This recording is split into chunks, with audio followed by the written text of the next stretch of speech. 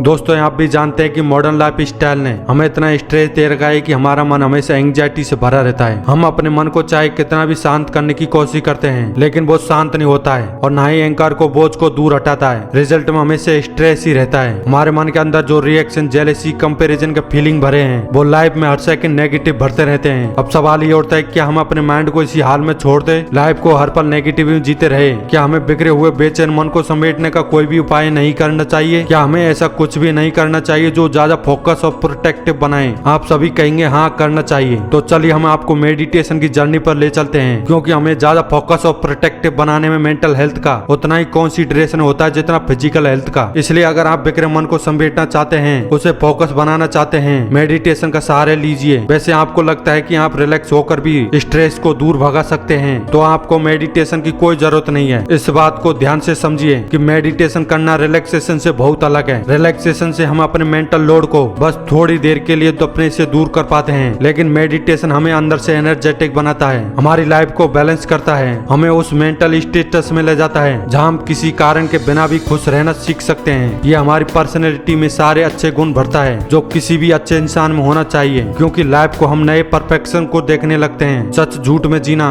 Argument करना, egoistic होना, ये सब कॉन्शियस माइंड की आदत होती है। लेकिन मेडिटेशन तो आपको सब कॉन्शियस माइंड को ट्रेन करके आपको जीने का नया नजरिया देता है और आप अपनी ईगो के बोझ को उतार फेंक देते हैं और आप माफ करना सीख जाते हैं। आप किसी से जेलस नहीं रखते हैं, कंपेयर नहीं करते हैं, बस अपनी लाइफ में डिसिप्लिन और कोऑर्डिनेशन को एक्टिवेट करते हैं। मेडिटेशन आपके माइंड के लिए एक ऐसा ट्रांस का स्टेज है जिसे करने के लिए रिलैक्सेशन, फोकस, डिटर्मिनेशन और कॉन्सेंट्रेट लगता है, और इसके रिजल्ट में हमें यही सब कुछ मिलता है। जहाँ मेडिटेशन से पहले हमारा रिलैक्सेशन, फोकस, डिटर्मिनेशन और कॉन्सेंट्रेशन एक जीरो लेवल से शुरू होता है। इसके कंटिन्यूअस प्रैक्टिस के बाद ये सारे अपने हाईएस्ट पॉइंट पर हमारे पास वापस लौटते हैं। अगर आप भी मॉर्निंग शेड्यूल में मेडिटेशन को शामिल करते हैं, आप देखेंगे हर बीते दिन के साथ मेंटल पावर की क्वालिटी बढ़ती जा रही है। अब आप ये क्लियर तौर पर समझ पा रहे हैं अपनी लाइफ में आप क्या करना चाहते हैं। आप अपनी लाइफ के स्ट्रेस को इजीली हैंडल कर पा रहे हैं और फाइनली में इमोशनल बैलेंस और स्टेबिलिटी को अचीव कर पा रहे हैं, जो आज की भागम-भाग जिंदगी में बहुत जरूरी है, क्योंकि हमारी लाइफ स्टाइल ने बहुत स्ट्रेस दे रखा है। अगर लाइफ को पॉजिटिव अप्रोच के साथ जीना है तो आपको मेडिटेशन की हेल्प लेनी ही चाहिए। और आपको ये लगता है कि मेडिटेशन नहीं कर सकते, हम आपको यही कहेंगे कि मेडिटेशन हर पर्सनैलिटी को और लाइफ स्टाइल को सूट करता है। आप दिन के कुछ मिनट निकाल ही सकते हैं। आपको अपनी लाइफ को बहुत सारे सवालों के जवाब बाहर की दुनिया में किसी से नहीं मिलेगा। उसे पाने के लिए आपको अपने मन के अंदर झांकना ही पड़ेगा, क्योंकि हमारा ब्रेन का मैकेनिज्म अभी तक उस डेटा की हेल्प से काम कर रहा है जो हमने अपने आसपास के एनवायरनमेंट से कलेक्ट किया है।